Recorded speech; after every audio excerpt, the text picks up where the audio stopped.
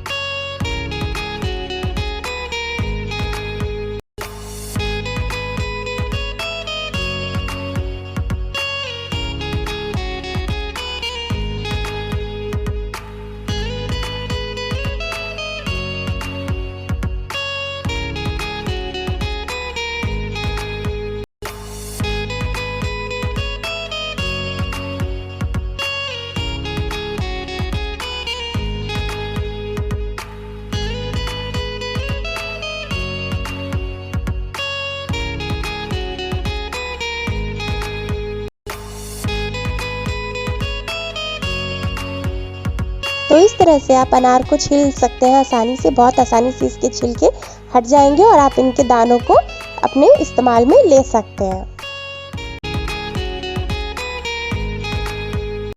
तो अब बारी है एप्पल की। एप्पल से मैं आपको एक इतनी अच्छी चीज़ बना करके दिखाने वाली हूँ फ्रेंड्स, कि आप खुद भी अगर घर पे एक बार इसे ट्राई करेंगे ना, और अगर ये आपसे बन जाएगी परफेक्ट, तो आपको बहुत ही मज़ा आएगा इसे देख करके। खाने का तो मन ही नहीं करेगा, लगेगा जैसे इसे फ्रेम करवा करके रख लें।